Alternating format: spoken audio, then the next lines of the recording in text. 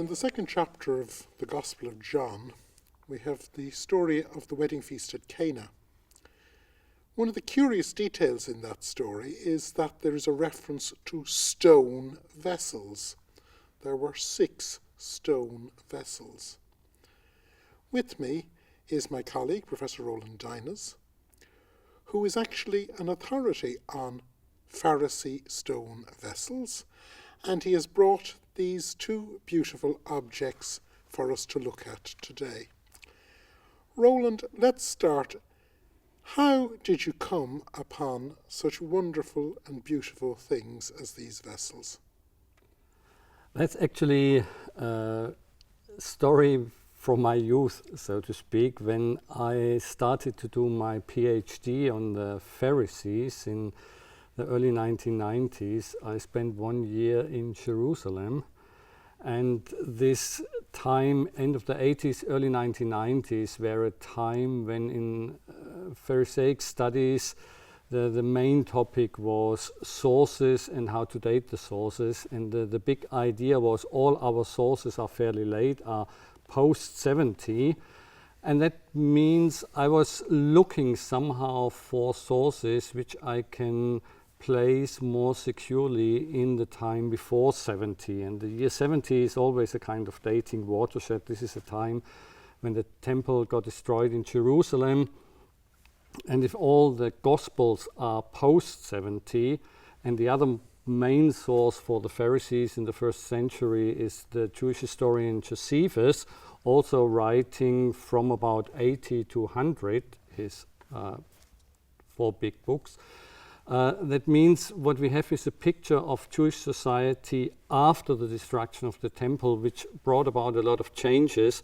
And it's very hard then to get a glimpse of Jewish society in the centuries or in the years before 70, when Jesus and the early church emerged in Jerusalem and Galilee in this area.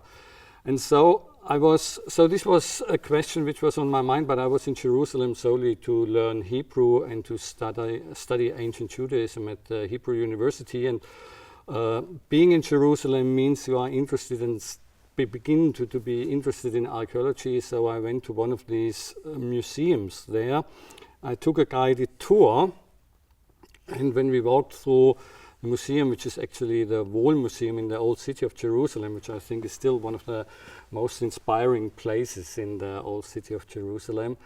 So the lady showed us these items on display, and we came to a showcase with stone vessels, and then she started to tell, these vessels were used in the first century because they do not contract impurity, and they are only found at Jewish sites, and that's a typical feature of Judaism in the first century. And then she made the comment, and after the destruction of the temple, they were no longer produced.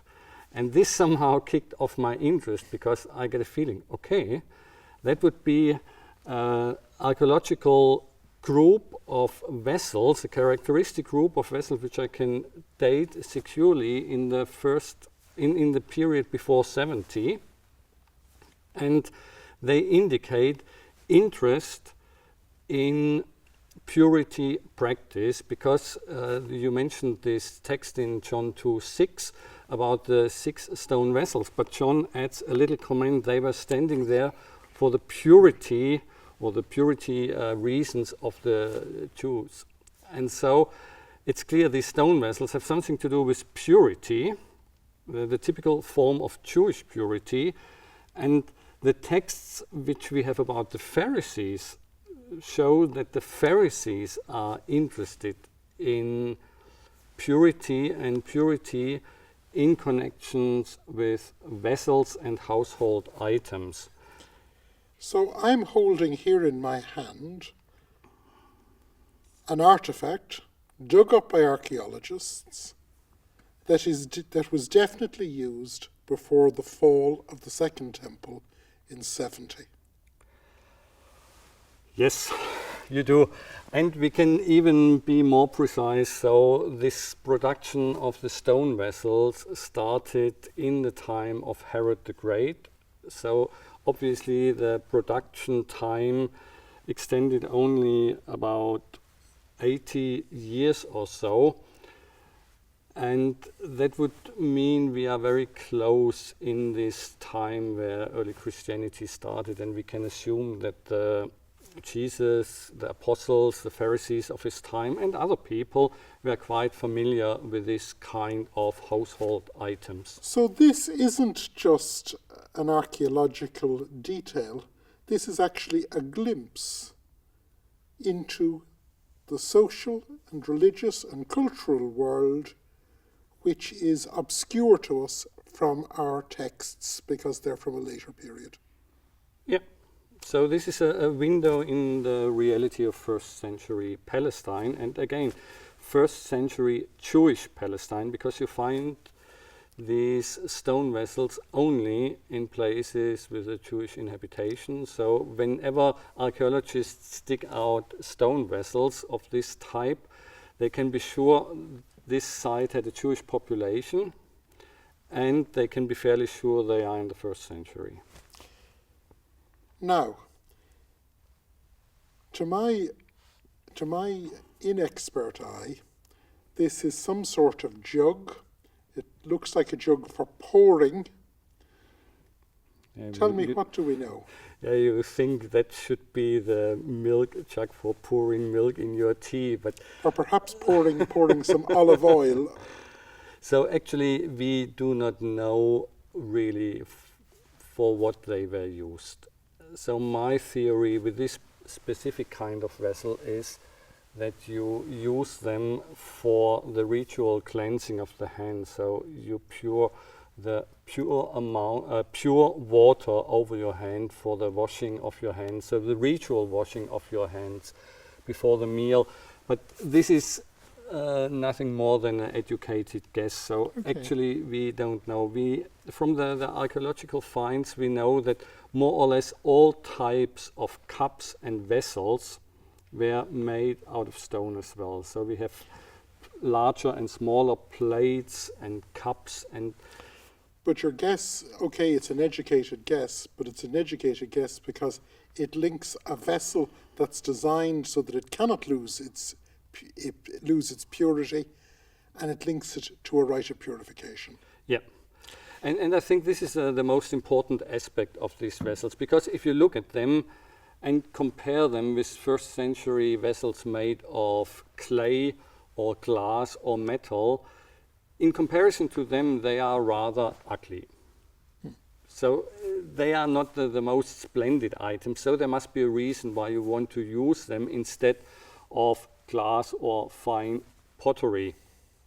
And the reason is, as Tom mentioned, or as you mentioned, that there is a decision which was obviously in place, although we have it only in later texts, that vessels made from stone cannot contract ritual impurities. So they remain pure, and so they are ideal for storing items or for using them in context where impurity looms and you want to keep purity. Now, here is the second vessel. Tell me, what do you think this was used for? And before you say that, this one has had a little accident. I hope it didn't have an accident with you. No. Okay. It's an ancient accident.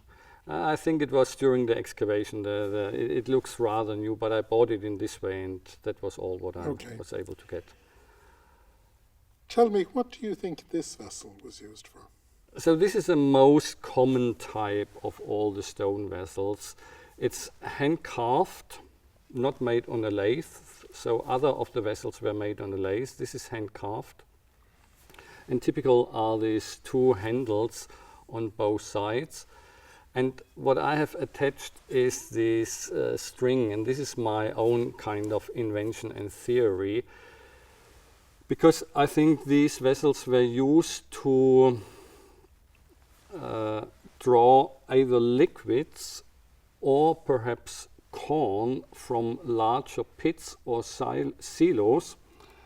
And the problem is that a clay vessel when it becomes impure, has to be destroyed. And impurity occurs, for example, when parts of a dead insect fall into such a vessel. And you can imagine if you have these underground grain silos, which are common in Galilee, in Nazareth, and so on, which are under the floor of the houses, kind of dug pits, and there you have your corn and wheat and stuff, and you pull them out, that there is the chance that you have some dead animals as kind of addition is quite common, and also within liquids, so olive oil or wine. And so when you pull out from a larger vessel, and then you have this dead animal in it, you have to destroy your clay vessel,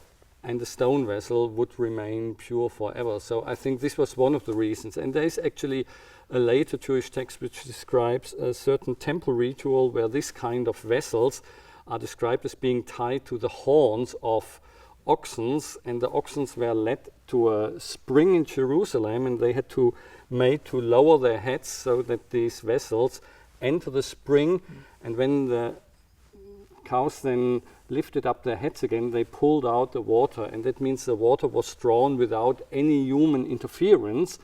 And this is the idea behind. The moment human interference comes into play, the water loses part of its purifying quality. Tell me, that obviously is a vessel. Is there any significance? Have you tried to determine how much it measures, and would it give us any hint? No, they were initially, in the archaeological reports, they were called measuring cups actually. But some scholars have made this kind of measuring, and there's no kind of specified size. They all come in different sizes, and you cannot say they all contain half a liter or something like this. So there's no, the amount obviously does not matter. So it's a ritual object with a severely practical purpose, because it doesn't contract impurity and therefore can continually be used. And this is the main element.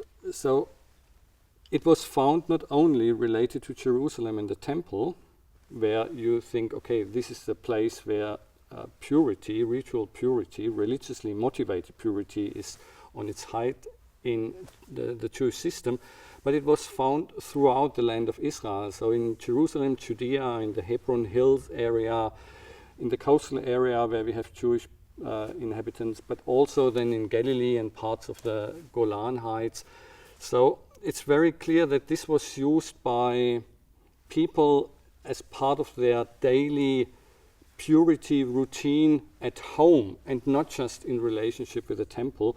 And this is where I made the connection with the Pharisees, because the Pharisees, according to all the sources we have, are this group in Jewish society who have an active interest in spreading purity to normal people, so beyond the kind of priestly range. And extending the holiness of the temple out to the whole of the land of Israel. Yes. And so my argument was, in this book that I have written then as a result of this, that wherever you find the stone vessels, you have an indication that the Pharisees, with their idea of purity and holiness, should be spread throughout Israel to create or to make Israel into a holy nation, into a nation of priests, were somehow successful, which means not that all these people therefore should be labeled as Pharisees who use these stone vessels, but it shows that this mission of the Pharisees to make Torah praxis available and practical for lay people in their daily routines was successful before 17, and this was all what I wanted to prove. So these are domestic objects, part of the Pharisee agenda, but also glimpses into a whole way of viewing the world of the Second Temple. Exactly. Roland, thank you very much.